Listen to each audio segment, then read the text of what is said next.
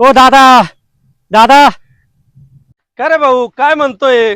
लय सकाळी सकाळी वावरात आलाय, आवाज देऊ राहिला. नेमकं झालं तरी काय? हे सोयाबीन बघायला आलो होतो. बर. तिची म्हणावी अशी जोमदार वाढ होत नाहीये. मग असं. आपल्याला तर भरघोस उत्पन्नही निघालं पाहिजे. बरोबर. मग त्यासाठी मार्केटमध्ये तर भरपूर औषध आहे. हा. मग कोणतं औषध फवारावं याचा सल्ल्यासाठी तुला बोलवलं. बरं, सगळ्यात पहिले सांग का पेरणी करून किती दिवस झाले? पेरणी करून 20-22 दिवस झाले. एकदम योग्य वेळ आहे. मी तुला औषधं सांगतो. ती फवारणी जर केली तर 100% भरघोस उत्पादन येईल आणि जोमदार वाढ पण होईल. त्यासाठी कोणतं औषध तर फवारावं? मी तुला सांगतोय की मी देखील वरद कंपनीच्या चॅलेंजर आणि ह्युमिक जेलची फवारणी केली. ह्युमिक जेल आणि चॅलेंजरचे फायदे काय?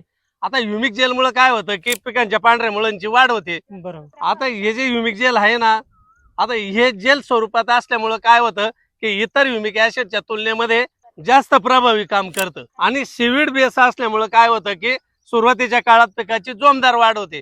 आणि चॅलेंजरचं जर म्हणशील ना, तर चॅलेंजर मुळे काय होतं, चॅलेंजर हे स्पेशली फुटव्यासाठी बनवण्यात आलंय आणि याच्यामध्ये जे सायटोकिनिन, ऑक्झिन जे आहे त्याबरोबर 16 प्रकारचे वेगवेगळे अॅमिनो ऍसिड असे 25 पेक्षा जास्त घटक आहे त्याच्यामध्ये.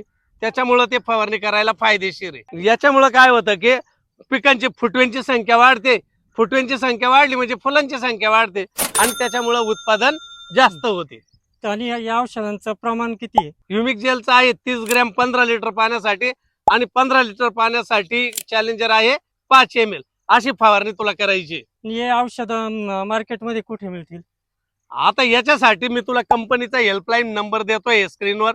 तिथे जाऊन नक्की तुला काही समस्या असेल, कुठे मिळेल हे माहीत करून घ्यायचं असेल तर नक्की कॉल करायचा आहे. चालेल, कॉल करता येईल. मी करील आणि मी पण वापरेल. धन्यवाद दादा. धन्यवाद.